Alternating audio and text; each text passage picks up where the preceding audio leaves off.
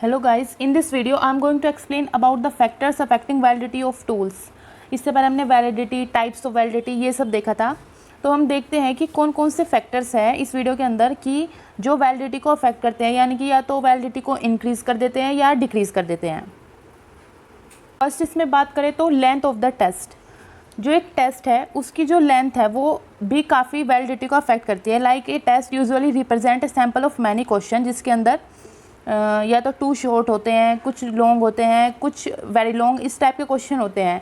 तो इसी के अकॉर्डिंग जो वैलिडिटी है वो भी अफेक्ट होती है। लाइक हमें जो टेस्ट की लेंथ है वो जो भी जिन बच्चों के लिए या फिर जो भी जिनके लिए भी उस टेस्ट को प्रिपेयर किया जा रहा है या फिर जो भी टाइम सेट है उसके अकॉर्डिंग टेस्ट की लेंथ को रखना चाहिए। या तो वो बहुत ज़्यादा छोटी नहीं होनी चाहिए या बहुत ज़्यादा बड़ी नहीं। यानी कि आप ऐसे समझते हो अगर 30 मिनट्स का कोई एग्ज़ाम है तो उसको बच्चे आराम से 30 मिनट में, कोई भी एवरेज जो लर्नर है वो उसको कंप्लीट कर सके, इतना टेस्ट की लेंथ होनी चाहिए। ये नहीं कि बच्चों की बाद में प्रॉब्लम हो कि टेस्ट ज़्यादा लेंथी था या फिर इतना ज़्यादा शॉर्ट था कि सभी बच्चों ने टाइम से पहले कंप्लीट कर लिया।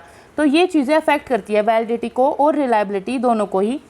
उसकी लेंथ टाइम के अकॉर्डिंग हो तो ये इंक्रीज़ करेगी वैलिडिटी को भी और रिलायबिलिटी को भी। नेक्स्ट हम देखते हैं अनक्लियर डायरेक्शंस। यानी कि जो टेस्ट है पेपर अगर आप देखते हो उसके ऊपर कुछ डायरेक्शंस गिवन होती है जिनके अकॉर्डिंग हमें टेस्ट करना होता है। यानी कि जैसे लिखा होता है the question number 5 is compulsory, question number 1 has 4 parts, you have to attempt 3 parts only. तो इस टाइप की डायरेक्शंस दी होती है। अगर वो डायरेक्शन अनक्लियर हो, यानी कि जैसे direction regarding how to respond to the items, यहाँ पे हम क्वेश्चंस को बोल सकते हैं। Whether it is permissible to guess how to record the answer or not clear to people, then the validity will tend to reduce. इससे क्या होती है, वैलिडिटी रिड्यूस हो जाती है। अगर जैसे कोई टेस्ट बनाया गया है और जो एग्जामिनर आपका टेस्ट ले रहा है, अगर वो एग्जामिनर भी उन डायरेक्शंस को ना समझ पाए और बार बार आपको सब्जेक्ट टीचर को बुलाना पड़ रहा है, जिसने टेस्ट बनाया है उसको बुलाना पड़ रहा है, वो एग्जामिनर भी नहीं समझ पा रहा है और बच्चे भी नहीं समझ पा रहे, तो उस टेस्ट की वैलिडिटी कम होगी या फिर नहीं होगी।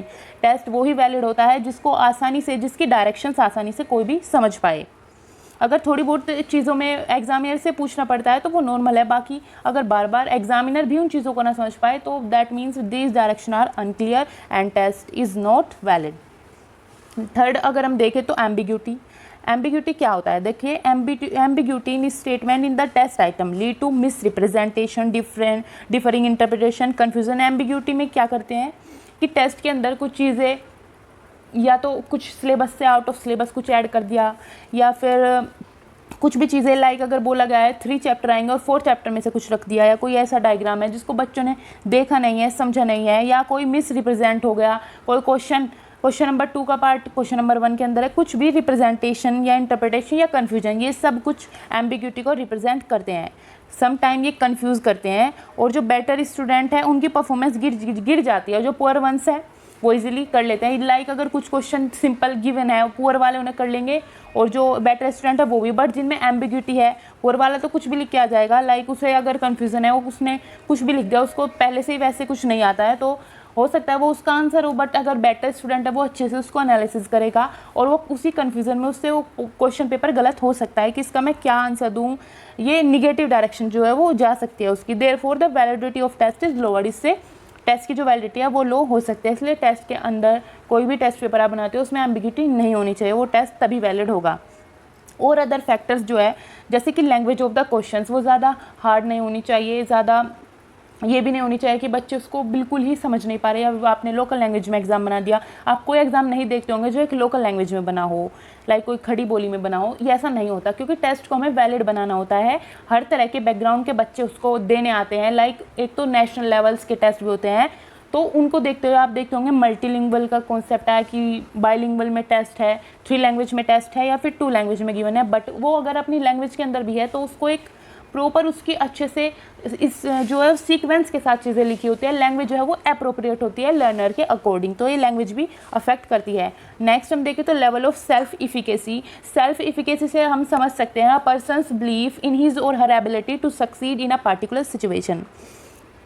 तो पर्सन का क्या बिलीव है कि वो अगर कोई टफ क्वेश्चन है उसको इजी कर पाता है, या उसको उसमें दिक्कत आ रही है, या उसका वो मेंटल सेट ही अपना लो करके बैठ गया कि मैं इसको नहीं कर पाऊंगा, तो वो टेस्ट पेपर को अटैम्प्ट नहीं कर पाएगा, आगे के क्वेश्चन भी अच्छे से नहीं कर पाएगा। यही भी टेस्ट की वैलिडिटी को कहीं ना कहीं अफेक्ट करता है। टेस्ट एंजाइटी लेवल, और सेल्फ एफिकेसी की बात करें तो अगर आपने कुछ ज़्यादा ही क्वेश्चंस की लैंग्वेज को मॉडिफाई कर दिया कि जो बेटर स्टूडेंट भी है, जिसको अपने पर बिलीफ है और वो लैंग्वेज को देख के थोड़ा वो घबरा गया या फिर आगे के क्वेश्चन भी उससे गलत हो सकते हैं, तो ये अफेक्ट करता है। इसी से एंजाइटी लेवल भी बढ़ सकता है। लाइक अगर वो स्टार्टिंग में ही कोई हार्ड क्वेश्चन देख ले, उसकी लैंग्वेज भी मॉडिफिकेशन बहुत ज़्यादा हो और वो उसको ना कर पाए, तो आगे के जो क्वेश्चंस होंगे वो भी, या कोई लेंथी क्वेश्चन स्टार्टिंग में डाल दिया, तो टेस्ट का एंजाइटी लेवल बढ़ाता है। टेस्ट डेवलपर्स नॉलेज, टेस्ट को जो बनाता है, जो उसको डेवलप करता है, उसकी नॉलेज क्या है, ये भी टेस्ट की वैलिडिटी को अफेक्ट करती है। अगर उसे कंटेंट जो भी है उसकी अच्छी नॉलेज है और उसे पता है उसके अकॉर्डिंग क्या क्या चीज़ें पूछने से बच्चे की लर्निंग को अच्छे से असेस कर पाएगा, तो वो टेस्ट अच्छा बनाएगा, वैलिड टेस्ट बनाएगा। बट अगर उसे ही प्रॉपर कंटेंट की नॉलेज नहीं है, वो कहीं से कुछ भी रख देगा और उससे जो है वो टेस्ट की वैलिडिटी डिक्रीज होगी। Number of test item for interpretation के लिए भी जो टेस्ट आइटम लिए जाते हैं वो भी टेस्ट की वैलिडिटी को अफेक्ट करते हैं। कि हमने कुछ क्वेश्चंस लिए, वो किसी जो लेवल के बच्चे हैं वो उसको कर पा रहे हैं, बाकी हमें सबका देखते हुए, सभी लेवल को देखते हुए टेस्ट को बनाना चाहिए, उसके नंबर ऑफ़ आइटम्स देखने चाहिए।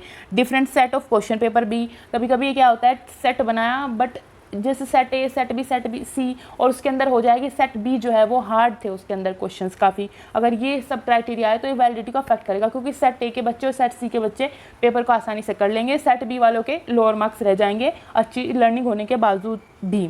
तो इसलिए different sets of question paper भी वो इस तरह के होने चाहिए, उनका रिजल्ट जो है वो सेम हो, उनका लेवल जो है वो सेम हो। माइंड सेट ऑफ स्कोरिंग का माइंड सेट भी अच्छा होना चाहिए।